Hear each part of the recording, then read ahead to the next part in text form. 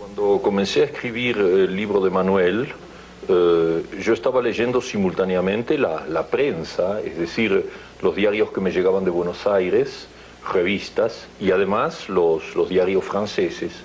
Y entonces, paralelamente a mi trabajo de invención literaria, estaba recibiendo una información de tipo histórico, de tipo político, y en un momento dado me pareció que en vez de introducir ese contenido por la vía de los diálogos, que fueran solamente los personajes que hablaran de eso, era mucho mejor utilizar de manera facsimilar las noticias en sí mismas, y por eso el libro está lleno de recortes y de reproducciones directas de telegramas y de noticias, que dentro del libro son leídas por los personajes. O sea, lo que yo estaba haciendo desde fuera como autor, los personajes lo estaban viviendo desde dentro del libro. Me pareció que eso le daba una mayor autenticidad, una mayor vida, y al mismo tiempo lo que le daba era una especie de certificado de verdad, porque una de las frecuentes críticas de los que en bloque podríamos llamar nuestros adversarios o nuestros enemigos consiste en sostener que las noticias que introducimos en nuestros libros son falsas. Ahora, desde luego, cuando eso viene avalado por una agencia noticiosa, cuando se reproduce facsimilarmente la noticia, a quien se puede acusar en último extremo es a la agencia de noticias de falsedad, pero no ya al autor del libro.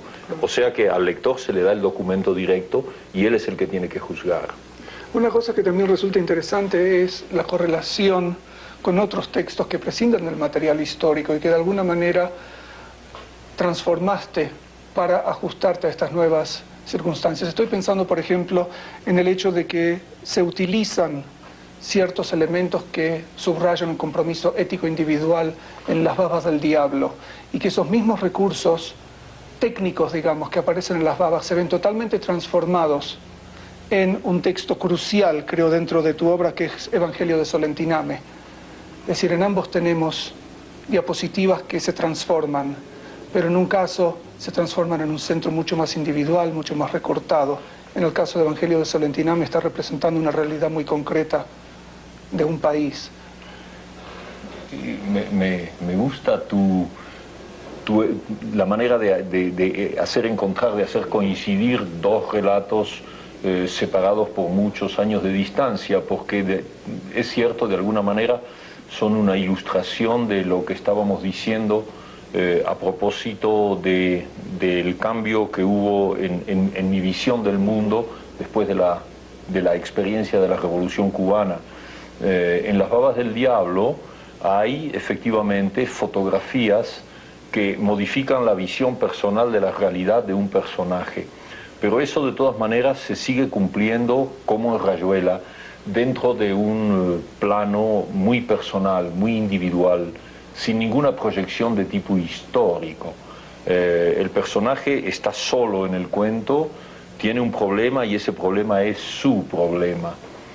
En cambio, en Apocalipsis de Solentiname, no Evangelio. Es cierto. Apocalipsis de Solentiname. ¿Por qué le habré puesto Evangelio ya? Porque el Apocalipsis está en el Viejo Testamento, el cual está ya muy cerca de los Evangelios. Es un simple desplazamiento en tu memoria, nada más. Las diapositivas que se proyectan en Apocalipsis de Solentiname reflejan esa nueva visión del mundo en la que yo fui entrando a partir de los años 60. Es decir, que ya no se trata de un problema exclusivamente personal de ese fotógrafo, sino que es un problema de tipo histórico que está abarcando el destino de todos los pueblos de América Latina. Él, el fotógrafo, lo sufre como una experiencia individual, desde luego. Todos vivimos individualmente los procesos históricos, pero al mismo tiempo con una conciencia muy aguda de que son procesos que lo trascienden y que abarcan ya al prójimo. Esa noción de prójimo de la que yo no tenía ninguna idea precisa antes de esa época. Pero que ya se nota en el perseguidor también. Yo creo que el perseguidor es el momento del que yo no tenía conciencia clara, sin embargo, eso lo veo ahora a distancia, en que comencé a plantearme ese tipo de problemas, en que comencé a salir de una actitud que tal vez se podría calificar de demasiado egoísta o demasiado egotista, y empecé a mirar un poco más allá de lo que lo había hecho hasta ese momento. ¿Ves eso como un elemento crucial dentro de lo que va, digamos, desde Casa Tomada en Bestiario hasta Queremos tanto a Glenda o hasta Deshoras? Es decir, me refiero especialmente al hecho de que hablaste en otra ocasión, la historia se cuela por las ventanas. No se colaba tanto cuando escribiste Bestiario, cuando escribiste Los Reyes. Es decir, se va colando cada vez más luego. Claro. ¿Te parece uno de los ejes que también se pueden registrar como cambios dentro de tu obra? Desde luego, desde luego. Yo creo que eso es simplemente un diferente enfoque de todo lo que hemos estado hablando hasta este momento. Mi participación, digamos, en la historia, en la época en que escribí Casa Tomada y todos los cuentos de Bestiario, digamos hasta la época de Rayuela inclusive, era una participación de tipo teórico. El otro día lo decía en una entrevista aquí en México. Durante la Segunda Guerra Mundial, naturalmente, yo defendía la causa de los aliados contra los nazis. Durante la Guerra de España, defendía la causa de los republicanos contra los franquistas. Pero era lo que yo llamo ahora defensas de café, porque eran conversaciones con los amigos en los cafés, a lo sumo algún incidente en la calle cuando había una manifestación, pero no había ninguna participación directa. Nunca se nos ocurrió que podíamos hacer mucho más por la causa que defendíamos. Simplemente estábamos del lado de los aliados o del lado de los republicanos. En un plano de simpatía. En un plano de simpatía, pero en un plano exclusivamente teórico, que no incluía la posibilidad, por ejemplo, no diré ya de incorporarse personalmente, porque eso desde la Argentina eran problemas casi insolubles, pero sí de participar en comités, en obras de solidaridad, en trabajos de conjunto. Es decir, ya entrar en un trabajo de tipo político. No, eso no. Es un proceso que se fue haciendo muy lentamente a partir de la experiencia de la Revolución Cubana. ¿Qué significa Rayuela para vos a 20 años de su publicación? Significa una fuente continua de sorpresas, porque siempre me ha parecido que un libro cumple un ciclo.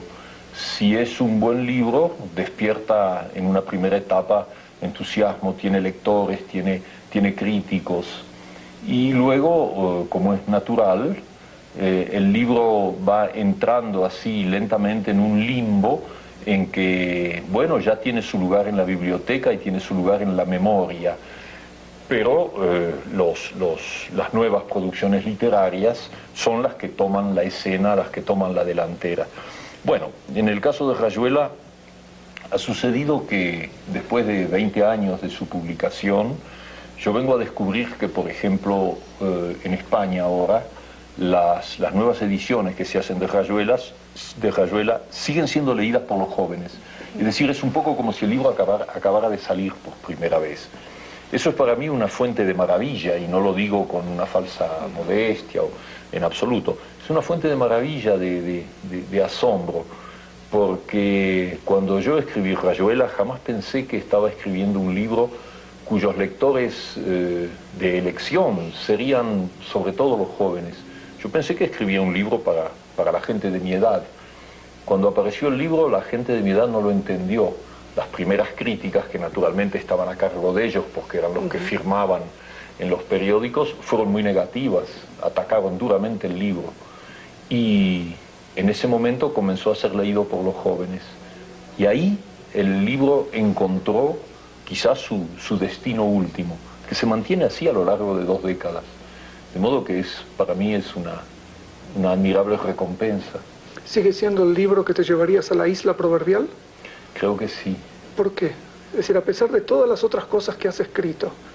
El otro día me hicieron una pregunta equivalente y dudé un momento, porque como llevo escritos tal vez más de 80 cuentos, una cantidad realmente enorme, ahora me doy cuenta cuando veo todos los libros juntos.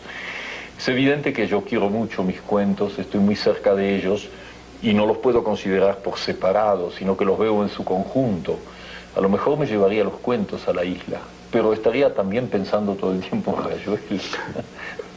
Seguís cambiando desde el comienzo las características generales de tus perseguidores. Parece que desde el comienzo los has tenido. Es decir, ¿hay algún dato especial que está marcando los diferentes pasos de ellos? ¿De mis perseguidores? Sí. ¿En qué sentido? Los personajes que son tus perseguidores. Es decir, me refiero a Johnny Carter, me refiero a Oliveira, me refiero a los que vienen luego en Libro de Manuel. Es decir, siempre hay un personaje que busca, que persigue algo, pero la meta se va transformando. Sí, la meta se va, tal vez más que transformando, se va ampliando. En el fondo no creo que haya ninguna transformación profunda. En efecto, esos perseguidores me reflejan de una manera bastante directa en ese plano, no en otros, pero sí en ese plano, en el plano de la persecución. Yo sigo buscando a mi manera eso que en Rayuela se define como el kibutz del deseo o el centro, esos nombres que intentan dar una idea aproximada de esa búsqueda de un eje a partir del cual se pueda imaginar, sentir e incluso vivir la realidad de una manera armoniosa, de una manera coherente, que no es el caso dentro del panorama histórico usual. Lo que sucede es que los primeros perseguidores, los primeros personajes, son profundamente individualistas y todo lo que persiguen lo persiguen por ellos y para ellos. Una autosatisfacción central. Absolutamente. Sí. Y con finalidades de tipo filosófico, de tipo metafísico. Yo creo que en ese sentido el caso más claro, el ejemplo más claro es el de Horacio Oliveira. Sin duda. Creo que no cabe la menor duda. Ahora, los perseguidores que empiezan a llegar después, los otros personajes, como puede ser el caso de Andrés en el Libro de Manuel, ya están más allá de eso. No han renunciado en absoluto a la persecución que podríamos llamar interior. Como tampoco vos renunciaste a ella. Como tampoco yo renuncio ni renunciaré. Pero a la vez tienen ya la mirada puesta en el prójimo, y cuando digo prójimo estoy entrando ya en el dominio histórico, es decir, tienen la mirada puesta en los procesos dentro de los cuales ellos están contenidos, dentro de los contextos geopolíticos, los contextos históricos. Ya han dejado de ser indiferentes a eso como lo era Oliveira. O sea, la persecución es básicamente la misma, pero la apertura de foco me parece a mí que es mucho mayor. Sí. Estaba pensando también en 62 Modelo para Armar, que parece que quizá haya significado la clausura de un cierto ciclo, a pesar de Kalaki, Polanco y ese montaje de los herederos del Club de la Serpiente. ¿Lo ves de esa manera, como un ciclo que iba a arrancar, se llevó a cabo en 62, pero que te diste cuenta que quizá era otra la línea que preferías seguir? No, nunca lo vi así. En realidad, me parece que por lo menos mi proceso mental fue más o menos el siguiente. Cuando terminé Rayuela, y sobre todo cuando se publicó Rayuela, hubo esa reacción por parte de los lectores que es bastante frecuente, en el sentido en que se quedan a la espera de que el autor escriba, digamos, una especie de segunda parte, ¿no? De la misma manera que Alejandro Dumas tuvo que escribir 20 años después, una vez que Los Tres Mosqueteros tuvo el éxito que tuvo, porque el público se lo pedía. Bueno, eso a mí me parece totalmente inadmisible como exigencia. Yo tengo una muy buena relación con mis lectores, pero no al punto de seguir sus instrucciones, y de alguna manera eran instrucciones muy cariñosas, pero había el deseo de que de alguna manera Rayuela continuara. Y eso hubiera sido sobre todo caer en una solución de facilidad, porque una vez que un escritor está encaminado dentro de un cierto vehículo técnico, una manera de llevar adelante una novela, no es demasiado difícil imaginar una continuación. Y una vez más yo me acordé de una frase de André Gide, que siempre me ha perseguido a lo largo de la vida, cuando decía algo así como: il faut jamais profiter de l'élan aquí, no hay que utilizar nunca el impulso que se ha tomado, hay que cortarlo y hacer otra cosa. A mí me pareció un muy buen consejo para un escritor. Entonces, cuando sentí el deseo de escribir otra novela, decidí hacer algo que no tuviera nada que ver con Rayuela. Ahora, curiosamente, eso, como está dicho al comienzo, en su título en 62, parte de una reflexión que hace Morelli en una de sus pequeñas notas, en Rayuela. Es decir, si existe la posibilidad de escribir una novela donde se renuncie a las conductas psicológicas, a la ley de causalidad que determina las diferentes interacciones entre los individuos basados en sus sentimientos, el amor, el odio, los celos, la envidia, etc. Traté de hacer otra cosa y me metí en un mundo muy complicado, un mundo que es fantástico, que es mágico, entre otros el mundo del vampirismo, que naturalmente está tratado de una manera un poco paródica en 62, pero a la vez con mucha seriedad, porque creo que sabés que yo soy un poco vampirólogo y que el tema de los vampiros siempre lo he tomado profundamente en serio. Sí, no soy de los que rechazan eso abiertamente. Creo que es un mito, si querés, pero como todos los mitos, responde a una verdad profunda de nuestra naturaleza. Habría sido muy interesante que Jung, por ejemplo, se hubiera ocupado de los vampiros. Creo que no lo hizo nunca y es una lástima porque una investigación de tipo arquetípico por parte de alguien como Jung hubiera dado resultados extraordinarios. Bueno, en fin, para resumir, 62 se fue por otro camino que no tenía nada que ver con Rayuela. Pero sin embargo, Calac, Polanco estarían muy cómodos en el Club de la Serpiente, ¿no? Aunque sí, eran mucho más cronopios que los otros. Bueno, hay fatalidades para un escritor. Por ejemplo, eso me lo han hecho ver los críticos, yo no me había dado cuenta. Los críticos me son a mí muy útiles en la medida en que son inteligentes y buenos críticos, claro. En que siempre me han mostrado cosas de las cuales yo como escritor soy inconsciente. Por ejemplo, algún crítico, ya no sé quién, me hizo notar lo que vos me estás diciendo ahora, que no solo en Rayuela y en 62, sino luego también en el libro de Manuel. Sin duda. Yo no sé manejar personajes aislados, siempre creo grupos. ¿Comunidades? Comunidades, o es el grupo que hace la joda, el libro de Manuel, o es el Club de la Serpiente, o es el grupo de amigos que se reúne en el Café Cluny en 62. Una vez que yo los tengo a ellos todos reunidos ahí, es decir, ya lo están desde el comienzo, comienzan sus itinerarios individuales y personales, todos los diferentes juegos novelísticos que se dan. Pero es como si me hiciera falta una especie de agrupamiento inicial de los personajes. Y en ese sentido, 62 sigue el camino de Rayuela y el libro de Manuel sigue el camino de los otros 62. Sí. Es inevitable que hablemos también de una etapa anterior y a la que ya apuntaste un poco. Es decir, tus inicios en la revista Sur, que claramente llevaron a la apertura de una conciencia y de lo mejor del liberalismo a las actividades que te llevan a este trajín que es tan necesario para todos nosotros. ¿Podrías decirnos algo de lo que fue ese periodo, de la etapa esa de profesor de la que hablaste, también en la carta que le mandaste hace poco a Felisberto Hernández? ¿Qué fue esa etapa casi pre-Cortázar, del Cortázar que conocemos a través de tus libros? Bueno, hablaste de mi vinculación con Sur, sí, y de mi trabajo de profesor. Bueno, mi trabajo de profesor precede claro, a la vinculación con Sur, porque fue un trabajo de profesor de enseñanza secundaria que se cumplió en colegios nacionales y en escuelas normales del interior de la provincia de Buenos Aires.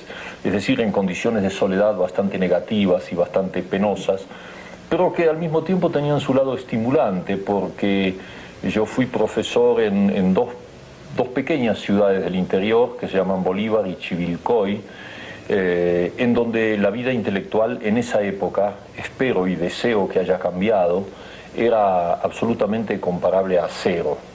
No existía, era mínima.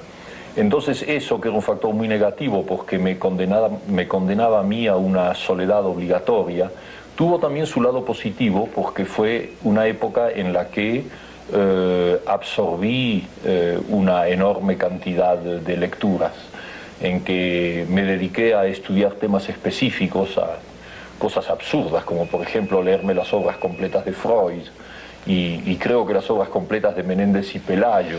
Es decir, eso que se hace cuando uno tiene todo el día libre y absolutamente nada que hacer. Bueno, ese fue un lado bastante positivo y me dio tiempo además para empezar a escribir textos que jamás fueron ni serán publicados, porque creo que sabes que yo tuve mucha autocrítica en ese sentido, no quise publicar hasta mucho después. Tenía el ejemplo triste de algunos amigos y compañeros que publicaban lo primero que escribían y al año siguiente querían suicidarse pensando que ese libro estaba en otras manos porque se arrepentían de lo que habían hecho. Entonces esa etapa docente, digamos, como la muy breve que cumplí en la Facultad de Filosofía y Letras en Mendoza, fueron sumamente útiles porque me dieron suficiente soledad como para leer todos los libros que había a mi alcance y explorar mentalmente una serie de horizontes que el horizonte real no me daba. Después de eso pude volver a Buenos Aires y fue en ese momento en donde la lectura de algunos libros que me interesaban me llevó a escribir pequeñas críticas, pequeñas reseñas que de alguna manera llegaron a manos de alguien de la revista Sur. Y entonces me pidieron que de tanto en tanto les diera material. Fue así como conocí a Victoria Ocampo, como conocí a José Bianco, y más tarde, en una última etapa, conocí también a Ernesto Sábato, que fue secretario de la revista Sur. Nunca tuve relaciones directas, es decir, no pertenecía al equipo de Sur. Yo llevaba una vida muy solitaria en Buenos Aires. La soledad se me había contagiado y me sentía mejor así. Pero de todas maneras tenía un excelente contacto con esa gente y además hubo alguien que fue un elemento muy útil en mi vida en esa época, y estoy hablando de Francisco Ayala. Francisco Ayala estaba en Buenos Aires y él había creado una revista que se llamaba Realidad, que publicó varios números. Como él había leído algo de mí en Sur, me pidió notas bibliográficas y fue entonces cuando se sitúa ese episodio que creo bastante significativo, mi reseña de Adán Buenos Aires, de Leopoldo Marechal. Sí. ¿Querías llegar a eso? Quería llegar a eso. ¿Querés que te hable ahora de eso? Por favor. Bueno, sucedió que estábamos en pleno peronismo y naturalmente tanto el grupo de Sur como en principio toda la inteligencia burguesa o pequeño burguesa y liberal argentina era antiperonista, resueltamente antiperonista. Del lado del peronismo había muy pocos artistas y muy pocos escritores. Entre los escritores estaba Leopoldo Marechal. Todos mis amigos y yo mismo considerábamos que su conducta políticamente hablando era insensata, puesto que estábamos en contra del régimen peronista. En ese momento aparece Adán Buenos Aires y como es natural y frecuente, la lectura de ese libro se hizo en términos políticos y entonces los mejores escritores del momento, los más conocidos, Eduardo Mallea por ejemplo, reaccionaron violentamente contra el libro. Le encontraron todos los defectos imaginables, no vieron ninguna de sus cualidades, y entre tanto yo había leído ese libro y me había deslumbrado. Es decir, dejé totalmente de lado mi opinión política con respecto a Marechal, a quien no conocía yo personalmente, y en cambio descubrí ahí a un gran escritor y a un hombre que estaba haciendo una tentativa en profundidad que no se había hecho hasta ese momento en la Argentina. Y entonces escribí ese artículo sobre Adán Buenos Aires, y Francisco Ayala lo publicó en Realidad. Y se produjo un pequeño escándalo en Buenos Aires. Durante 15 días yo recibí amenazas e insultos telefónicos, por ejemplo, anónimos, de gente que me insultaba por todos lados porque consideraba que yo me estaba pasando al peronismo en ese momento con ese artículo. Yo sigo muy contento de haberlo escrito porque me pareció que era la conducta que podía mostrar la única actitud posible frente a una situación tan confusa y tan turbia. Si todo lo reducíamos a factores políticos y ignorábamos las calidades literarias por una cuestión de fanatismo político, pues creo que estábamos todos perdidos. A lo largo del tiempo, naturalmente, el juego se dio de otra manera. Adán Buenos Aires es hoy un clásico de nuestra literatura y Marechal tuvo finalmente el reconocimiento que merecía. Creo que otro de los puntales de la época a quien recientemente releíste en una edición de Carlos Lolé, es Roberto Arlt. ¿Qué significó Roberto Arlt en ese momento? ¿O es un descubrimiento posterior para vos? No, es un descubrimiento anterior. Es un descubrimiento de la juventud. De la época en que salían los libros. De la época en que salían los libros, o quizá unos pocos años después de la aparición de los primeros libros. Y está bien que cites los libros porque las ediciones de Arlt eran muy especiales. Había una editorial que se llamaba Claridad en esa época, que publicó a Arlt. Y eran unos libros muy baratos, costaban 50 centavos de la época, realmente el precio de 2 paquetes de cigarrillos. Y aunque también se los encontraba en librerías, se vendían en los kioscos de periódicos.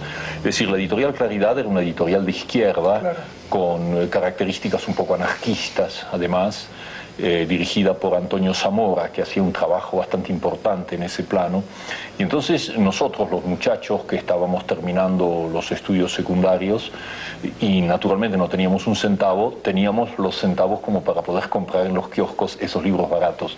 Entonces fue el momento en que descubrimos al mismo tiempo a Roberto Arlt, a Nicolás Olivari, a Elías Castelnuovo, a Álvaro Yunque, es decir, todo ese grupo de libertarios, anarquistas, gente con una visión política un poco confusa, pero resueltamente en contra del sistema oligárquico ya bien manifiesto en la Argentina en esa época. Ahora, de todos ellos, apenas yo empecé a leerlos, la figura de Arlt se me dio como la más importante. Empecé a leer los cuentos y después las 2 novelas, Los 7 locos y Los lanzallamas, y fue una gran sacudida interior, una gran revelación, porque de manera casi simbólica sucedió que, como en ese momento estábamos todos ya bajo el hechizo de Jorge Luis Borges, o sea, que simultáneamente nos pusimos a leer a Borges, que representaba la línea de una literatura en su rarificación más genial y más alta, y al mismo tiempo leíamos a Roberto Arlt, que es la sumersión en lo más profundo de la ciudad, es decir, los dos lados de la medalla argentina de esa época, para decirlo así. El ejemplo literario de Arlt tuvo para mí una importancia extraordinaria. Es decir, si Borges me dio a mí una gran lección de rigor, de escritura, y me mostró el camino de un estilo, si querés, que no fuera una vez más ese estilo lleno de floripondios y de exageraciones, con demasiada influencia española, mala, de la mala, en ese momento. En cambio, Arlt me mostró el camino de una literatura de contacto directo con la realidad de la ciudad, con Buenos Aires. Entonces fue una experiencia traumatizante que la relectura que hice hace 3 o 4 años para escribir ese prólogo no hizo más que confirmar. Sigo creyendo que Arlt era un hombre que escribía muy mal, con defectos, con muy poca autocrítica, era un hombre con lagunas culturales muy grandes. Es exactamente el reverso de Borges, pero precisamente por eso él tocó cosas que Borges hubiera sido absolutamente incapaz de alcanzar. El contacto directo con el AMPA, con la vida de las redacciones, de los periódicos sensacionalistas de Buenos Aires, la pobreza, los dramas personales de Arlt, son lo que le dan la levadura de esos libros admirables. La biblioteca frente a la calle. La biblioteca frente a la calle, exactamente, es una buena definición, una buena fórmula. ¿Qué significaba Arlt entonces, digamos? Mencionaste la contraposición con Borges. Hablemos unos segundos o minutos quizá sobre lo que podía significar la literatura fantástica y esa corriente de la época, frente a la cual claramente Arlt ofrecía una opción totalmente diferente. El problema de lo fantástico en la Argentina, yo diría en el Río de la Plata, porque se da también en el Uruguay. Yo creo que ha sido ya explorado por algunos críticos, pero hasta ahora ni ellos ni yo, en lo que he tratado de asomarme a ese problema, creo que hemos encontrado una explicación satisfactoria. ¿Por qué el mundo de la literatura fantástica se dio con una tal intensidad en esos dos países del Río de la Plata, cuando es mucho menos perceptible en el resto de América Latina, donde la literatura toma ya el camino ese que después Alejo Carpentier calificará de barroco, de realismo mágico, etcétera? ¿Por qué un sentimiento de lo fantástico está presente en la obra de escritores rioplatenses, como es el caso de Horacio Quiroga, como es el caso de Borges, como es el caso de Felisberto Hernández y como es también mi caso? Hasta hoy no hay una respuesta satisfactoria. Un poco paradójicamente, a mí se me ocurrió alguna vez que tal vez nosotros caíamos en lo fantástico por el hecho de que la realidad que nos circundaba no tenía la riqueza y la abundancia tropical que hay en los países más al norte. Es más pobre el Uruguay y la Argentina en su contexto circundante.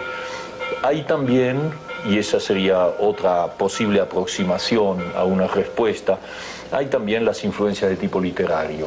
En mi caso, la más palpable, la más evidente y la más querida por mí es la de Edgar Allan Poe. No hay que olvidarse que Edgar Allan Poe era muy leído en la Argentina y en el Uruguay, era considerado un maestro.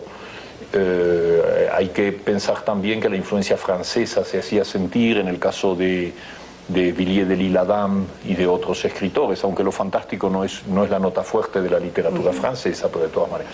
Pero sí la literatura anglosajona en su conjunto, eso que se llamó la novela gótica, por ejemplo. Bueno, toda esa tradición de Maturin, de la señora Radcliffe, de todos los escritores del gótico inglés, esas eran lecturas predilectas de Bioy Casares y de Borges, que con alguna frecuencia hacen referencias o citas. No sé cuáles eran las lecturas de Horacio Quiroga. Tal vez su sentimiento de lo fantástico es una cosa inventada, natural, con natural en él. Pero pienso que también está influido por Edgar Allan Poe. Estoy seguro de que debía ser un muy buen lector de él. Esos son algunos de los elementos que podrían explicar la predominancia de lo fantástico en esos dos países. ¿Qué otros, además de Poe, cuya obra has traducido en una edición de la editorial de la Universidad de Puerto Rico y que prologaste en ese momento, qué otros autores ves de esa línea que de alguna manera han ejercido eso que se llama mal que bien influencias? Sí, bueno, en mi caso, y eso provoca siempre una sonrisa en los que me entrevistan y en algunos críticos, las dos influencias capitales en mi infancia y en mi adolescencia fueron Edgar Allan Poe y Julio Verne. Ahora, el caso de Julio Verne es distinto porque no se puede calificar a Julio Verne como un escritor de literatura fantástica, aunque a veces entra en ese terreno. No, es otra clase de apertura, pero justamente Julio Verne me tocó a mí profundamente porque él me daba, por la vía de la lectura, justamente todo ese contexto de maravillosa riqueza planetaria, los grandes viajes de sus héroes, todas sus aventuras en países, en mares, que no teníamos allí en la ciudad de Buenos Aires, una ciudad que no se distinguía demasiado por la posibilidad imaginativa que pudiera darle a un joven escritor. Entonces, si tengo que citar las dos primeras grandes influencias, son Verne y Poe. Esos juegos surrealistas los notas también cuando redactaste, cuando armaste, habría que decir, La Vuelta al Día en 80 Mundos, Último Round. ¿Hay algo de lo lúdico, surrealista en eso? Sí, hay mucho, hay mucho. El surrealismo fue una gran lección para mí, no tanto una lección literaria, sino como, yo diría, una lección de tipo metafísico. O sea, el hecho de que el surrealismo me mostró la posibilidad de enfrentar la llamada realidad cotidiana, no solo desde la dimensión de lo convencional, de la lógica aristotélica, sino tratando de ver lo que se daba en los intersticios.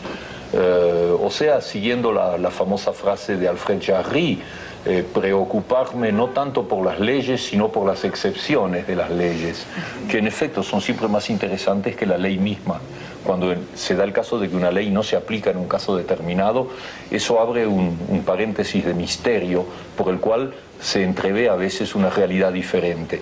Creo que muchos de mis cuentos fantásticos nacen de esa entrevisión de lo que puede haber entre dos momentos de la realidad. El surrealismo fue una escuela preciosa en ese sentido para mí. Y paradójicamente, tal vez no tanto el surrealismo escrito como el surrealismo pictórico.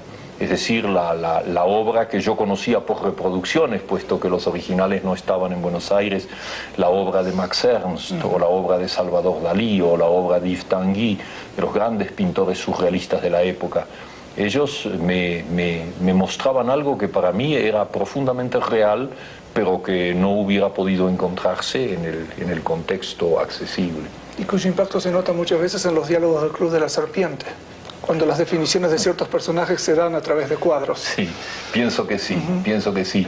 Bueno, yo creo que fuera de la literatura la influencia más fuerte que yo he tenido y que sigo teniendo es la música, pero la pintura está profundamente presente también. Incluso ese librito mío que se llama Territorios es una serie de textos paralelos a obras pictóricas, a obras de amigos o de gente a quien yo quiero. O sea que la pintura es una gran inspiradora para mí.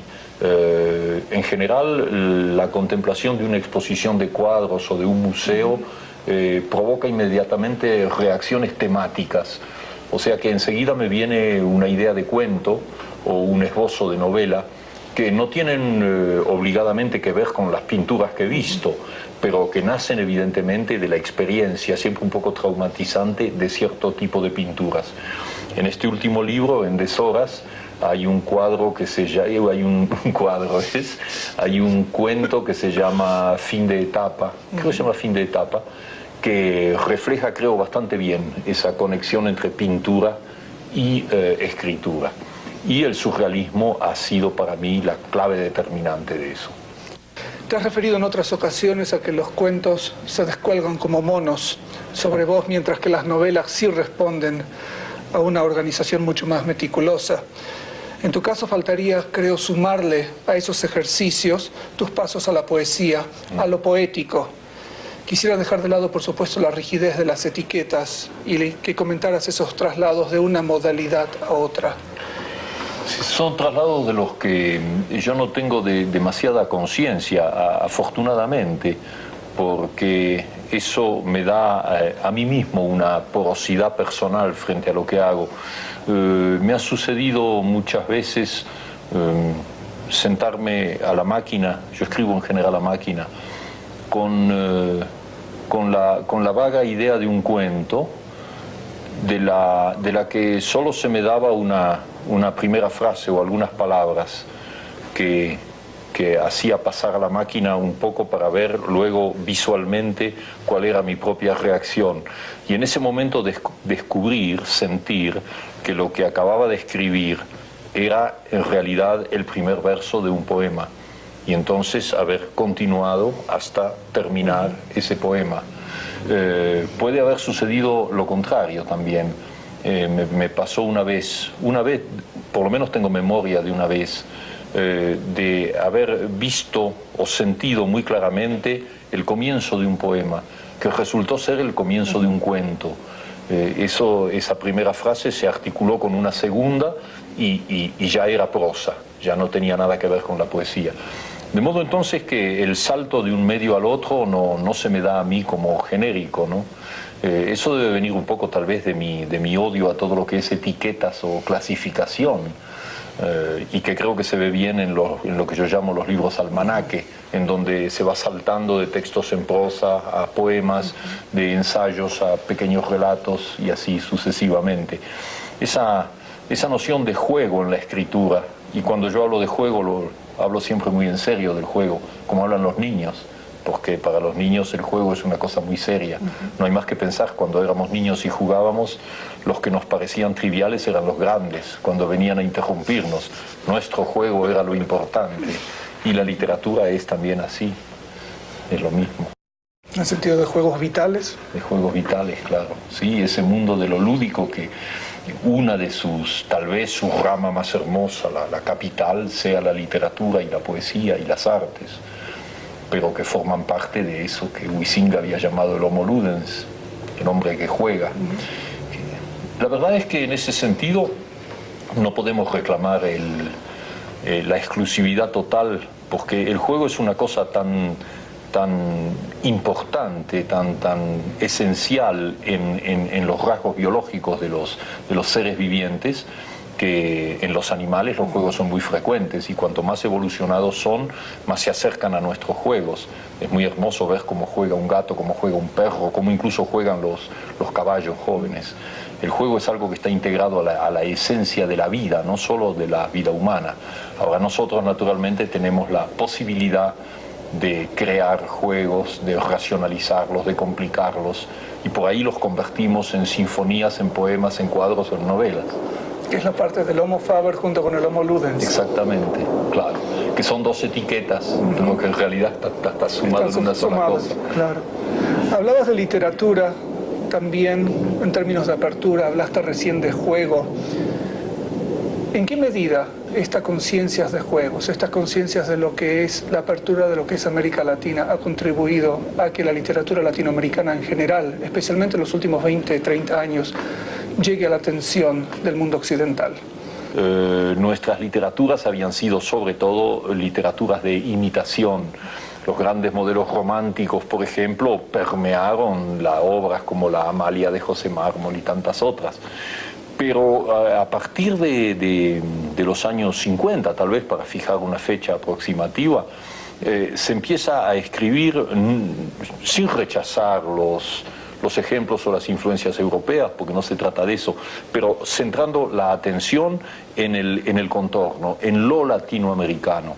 Y en ese momento las respuestas son muy diferentes, pero todas ellas convergen hacia eso, lo que podríamos llamar la respuesta de Asturias, la respuesta de Carpentier, y luego ya más cerca de nosotros la respuesta de Vargas Llosa, la respuesta de García Márquez. En el fondo es una literatura que se interroga profundamente, aunque no lo haga de manera explícita, sobre esa pregunta que aún no ha sido plenamente contestada. ¿Qué es un latinoamericano? ¿Cuál es la identidad del latinoamericano? Pregunta que tiene muchas modalidades según los países, porque la respuesta mexicana no puede ser la misma que la respuesta argentina. ¿Por qué te parece que no se ha contestado todavía eso? Bueno, yo creo que no se ha contestado en parte porque nuestra nueva literatura, la literatura de los últimos 20 años, es todavía una literatura joven. Contrariamente a quienes pecan de demasiado optimistas y piensan ya que América Latina tiene una enorme literatura ya que se proyecta ya hacia el futuro, yo eso no lo creo. Yo creo que en estos últimos 20 años se ha adelantado mucho, se ha hecho un gran camino y se han sentado un poco las bases, ha habido una especie de literatura de fundación en muchos planos, pero que de alguna manera todo está todavía por hacerse. Y entonces la búsqueda de los problemas de identidad debe ser, me imagino, un proceso muy lento, un proceso muy penoso, en el que las respuestas y las dudas son múltiples. La literatura europea ha tenido miles de años para contestar a eso, nosotros todavía no. ¿De qué manera te parece que el exilio transformado en indicio positivo, como has hablado en otras ocasiones, puede contribuir a esa búsqueda de identidad? Tal vez un poco te devolvería a lo que hablamos un momento antes, cuando te hice notar cómo en mi caso personal el hecho de irme de mi país me llevó a conocer mejor finalmente la realidad latinoamericana en su conjunto. Eso puede haberle sucedido a muchos exiliados y en algunos casos concretos sé que efectivamente ha sucedido. Es decir, una de las crueles paradojas del exilio es que de todas maneras en algunos casos te saca de una visión forzosamente un poco provinciana, un poco insular, cuando estabas sumergido en tu contexto y solamente en tu contexto. Y de golpe te muestra que el mundo es más complejo y por lo tanto tu propia pequeña isla también es más compleja, porque de golpe la ves de otra manera. Ese sería el lado positivo de una cosa tan negativa y tan desgarradora como es el exilio. Y por eso es que en estos años a mí me pareció que era elemental y necesario crear una especie de visión positiva del exilio, llevar un aliento a quienes a veces, por no haber reflexionado demasiado en este problema, se hunden en la nostalgia, se hunden en la tristeza. Yo pienso siempre en una frase muy hermosa que le escuché a Eduardo Galeano cuando dijo un día que la nostalgia es buena, pero la esperanza es mejor.